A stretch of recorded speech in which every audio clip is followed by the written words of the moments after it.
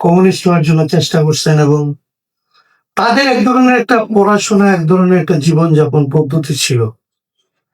আমি এটা আরেক জায়গায় বলছি যে আমি ধরেন আমার যৌবনকালে একটা খুব কি বলা যায় যে এখনকার ভাষায় এটাকে কিভাবে বলে আমি জানি না।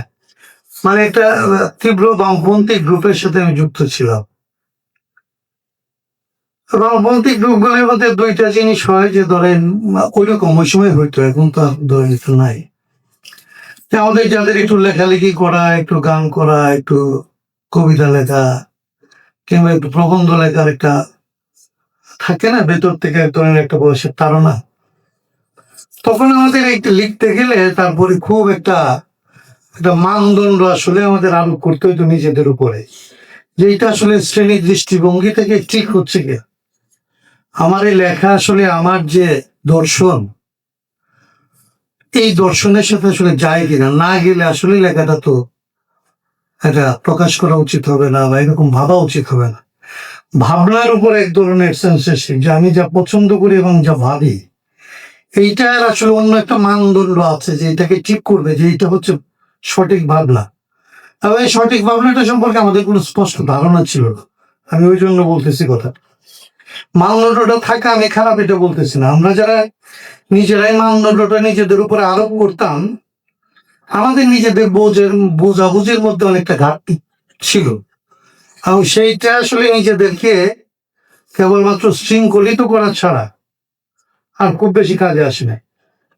এক্সাম্পল দিতে পারি, আমি ধরেন ফোক খুব খুবই পছন্দ করি। আমি ভাটি অঞ্চলের মানুষ। তো আমি ধরেন একটা কট্টর বাম রাজনীতি করা লোক।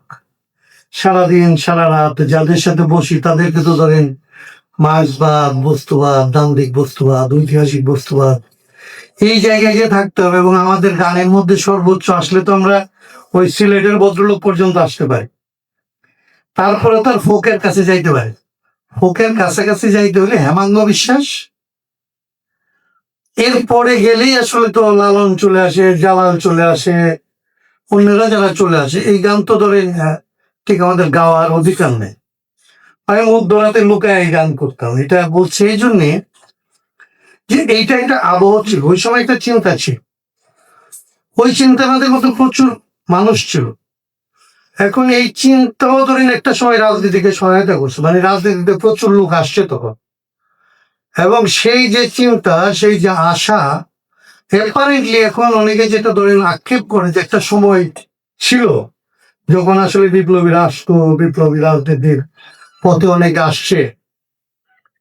এইটাকে আসলে রিভিউ করার প্রয়োজন আছে না বলে আমার মনে হয় যে বিপ্লবী হওয়াটাও যদি মুখস্থপনা দিয়ে হয়, মুখস্থ বিপ্লবী সাজার যে আসলে ব্যাপারটা, এটা আগ্রহ আকর্ষণ নিশ্চয়ই ছিল।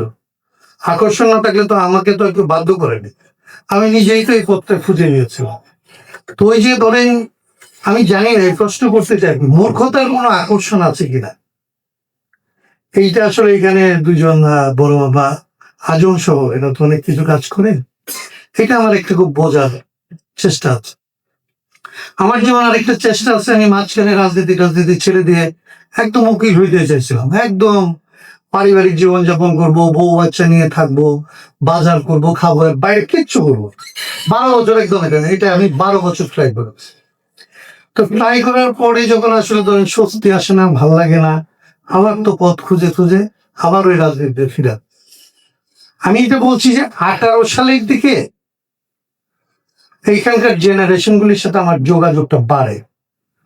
কোটা সংস্কার আন্দোলন, তার আগে ভ্যাট আন্দোলন, নো ভ্যাট আন্দোলন, নিরাপদ সড়ক আন্দোলন, এই সময়কালের আসলে যারা তরুণ, যারা আসলে রাজপথে নামতেছে, আন্দোলন করতেছে, তাদেরকে আমার একটা খুব বোঝার চেষ্টা করা এবং তাদের পাশে থাকা। আমি তখন প্রায় তো তাদের মুরব্বী বয়সের আইনজীবীদের একটা ধরেন একটু সহজ কাভারেজ পাওয়া যায়। একজন পক্ষে দাঁড়াইলে আপনাকে তাৎক্ষণিকভাবে কেউ তুলে নিয়ে যাচ্ছে এরকম সম্ভাবনাটা, আশঙ্কাটা তো অনেক কম। তো সেরকম একটা সুবিধাজনক জায়গায় থেকে ধরেন আমি ওদের পক্ষে দাঁড়াবো, ওদের সাথে সংযোগ গড়ে তোলা, ওদেরকে আসলে চেষ্টা করা।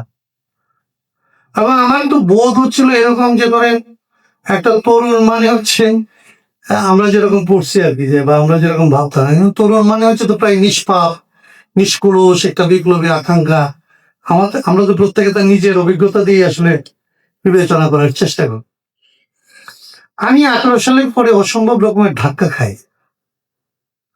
আমার খুব অল্প চাওয়া ছিল এদের কাছে, অনেকের কাছে। তাদেরকে আলাদা করে আমি কনভিন্স করার চেষ্টা করছি যে দেখো, যদি রাজনীতি করতে পারো করবা, যদি না করতে পারো ফেল করো, কিন্তু আসলে কখনোই এমন কিছু করো না যাতে আসলে মানুষ তোমাদের উপরে হতাশ হয়, এবং মানুষ আরেকবার যদি হতাশ হয় অনেকদিন মানুষকে আর জাগানো যাবে না, এই আশঙ্কাটা আমার আছে। কিন্তু আমি অনেক পরে বুঝছি যে একটু ওয়েব লেংথে কোনোভাবে ওদের আমি যেটা বলছি ওটা কোনো মেসেজ হয়েছে, এটাকে মেসেজ আকারে পড়তে পারে এরকম আমার মনে হয়। ভাই মেসেজটা মনে করছে যে একটা বুড়া লোক কিছু কথাবার্তা বলে, আমরাও মনে করতাম আমাদের আগের জেনারেশনকে। একটা বয়স্ক লোকরা কত কথাই বলে, উনিও বলছে। এর বেশি কোনো কিছু আসলে আমি আমি টের পাই। এইটা আসলে এই যে আমার অনেক দিনের গ্যাপ, জামিরা হচ্ছে মধ্যখানে আছে, রাহি তো একদম অ্যাক্টিভ সবভাবে। এই যে পরিবর্তনটা ঘটলো চেতনার ক্ষেত্রে, যে ধরে আমার এখন যেটা মনে হয় এই 24-এর পরে, এই সময় আরেকটা ধাক্কা খাওয়ার পরে আমার এখন মনে হয় যে আমরা যে ভাষায় এদেরকে যে সব কথা বলতে চাইছি, এবং এইসব কথাকে আমরা যত মহৎ কিংবা আসলে যত শিক্ষণীয় কিংবা যত গুরুত্বপূর্ণ ভাবছি, এদের কাছে এটা একটা মানে এই জেনারেশনের কাছে এটা কিরকম একটা হাস্যকর ব্যাপারে পরিণত হয়েছে আমার কাছে মনে হয়। আমাদের আড়ালে আবডালে আমাদের নিয়ে এটা হাসাহাসি করে বলে আমার ধারণা। তো কিন্তু এটা তো এরাই তো আসলে এই সময়ের চরিত্রটাকে নির্ধারণ করে। এরা তো একদিকে হাসিনাকে ফেলে দিচ্ছে, এরা তো একদিকে ধরেন দুনিয়ার ইতিহাসে যে ঘটনা ঘটেনি এরকম ধরেন আমরাও ধরেন পুলিশের বিরুদ্ধে দাঁড়াইছি, আমরাও ধরেন এই বাঙ্গালো লক্ষণ নিয়ে আসলে চলে ছোটাছুটি করছে একটা সময়। আমরা কখনো এটা ভাবি নাই যে বুক পেতে দেওয়া যায় বন্দুকের সামনে। তো বন্দুকের সামনে বুক পেতে দিচ্ছে, এবং এটা একজন না, একজন বুক পেতে দেওয়ার পরে তার বুকের কোনো অভাব হয় না। গুলির অভাব হয়েছে কিন্তু বুকের তো কোনো অভাব হয় না। এই যে জেনারেশন একদিক থেকে তাদের বুক পেতে দেয়, এবং বুক পেতেই দেয়, যা কিছু অসম্ভব মনে হয় 15 বছর 20 বছর ধরে চেষ্টা করে যেগুলি কিছুই নড়ানো যায় না, এগুলিকে 35 দিন 36 দিনে সবকিছু উলট পালট করে ফেলে। এবং তারপরে যে এটাকে কোথায় নেবে, কিভাবে নেবে, যেটা আসলে রাহি যেটা বলার চেষ্টা করতেছিল যে এইটার আসলে কোনো ধরনের প্রস্তুতি একদম ছিল না।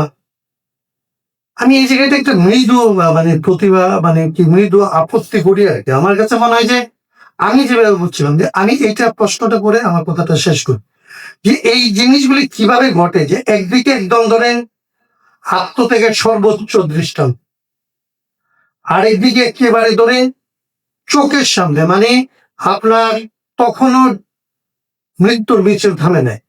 কয়েকদিন আগে একজন মারা গেছে, আপনার সহকর্মী, আপনার সহপাঠী, আপনার বন্ধু, সে মৃত্যুর লাইনেই আছে এখনো পর্যন্ত। কিংবা আপনার বন্ধুরা এখনো পর্যন্ত তার হাত নাই, চোখ নাই, সে আপনার সাথে চলে, আপনার সাথে বসে, খায়, ঘুমায়, আপনার সামনে আছে এরা।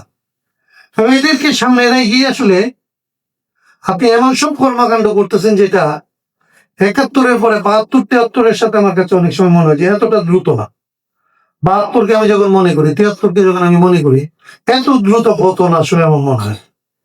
এই যে একই সাথে ঘটে এটা, এইটাকে আসলে ঠেকানোর আসলে কোনো কায়দা, কোনো চিন্তার ব্যায়াম করে আসলে, যেটা বলছেন আয়াস শব্দ, চিন্তা না, অনায়াসের চিন্তা, আসলে কোনো কিছুতেই আসলে রুখা যায় কিনা আমি এটা জানি না।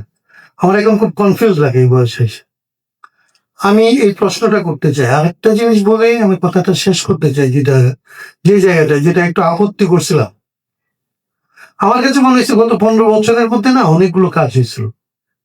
এই আজমরা এর সামনে এই কথা বলা তো ঠিক হচ্ছে না আর কি। তো আজমকে ব্যক্তি না ধরে আমি একটা কাজের চেষ্টা ধরেন ভাষা নিয়ে এখানে যে কাজটা হয়েছে, এই পূর্ববঙ্গের ভাষা, সাধারণ মানুষের ভাষা নিয়ে একটা কাজ, কিংবা উপনিবেশন শব্দটা যত কঠিনই মনে হোক, এটা যত ধরনের ইয়েই হোক, এইখানে যে কলোনিয়াল চিন্তার বাইরে আসলে মানে আমরা যে কথাগুলি এখন বলি যে কলোনিয়াল মানে ইউরোপকে বাদ দেওয়া না, কলোনিয়াল মানে আবার ধরেন এখানকার ইউরোপের সাথে আমার যেটা তুলনা করে আমার যদ্দূর আসলে ভালো দিক, আমার যেটা আসলে গর্বের জায়গা ছিল সেটা ফেলে দেওয়া না, আমার গর্বের জায়গাটা রাখা, ও যেখানে আমার গর্বটাকে খর্ব করে সেই জায়গাটাকে আসলে কন্ডেম করতে পারার মতো সাবালকত্ব অর্জন করা জ্ঞানের জায়গায়, সেইগুলি তো আসলে এই সময়ের মধ্যে আসে।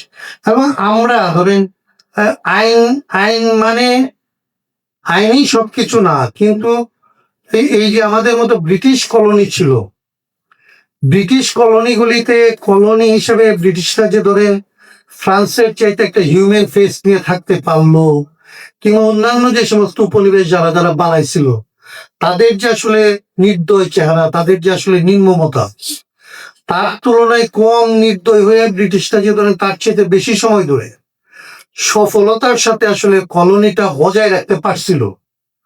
এবং সেই ক্ষেত্রে তার আইন যে অনেক বড় একটা সাপোর্ট তাকে দিছিল, এগুলি নিয়ে ধরেন আমরা অনেক কয়েক বছর কথা বলার চেষ্টা করছি।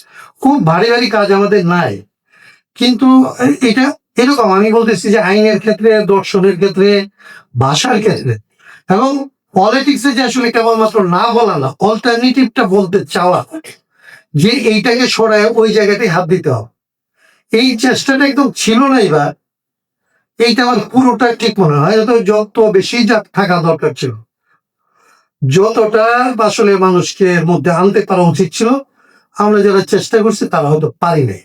কিন্তু অন্যান্য সময়ের চাইতে এবার এটা বেশি ছিল, এটা আমি বলতে চাই। বেশি থাকার পরে কম সময়ের মধ্যে কিভাবে হাত ছাড়াবো, আগের যে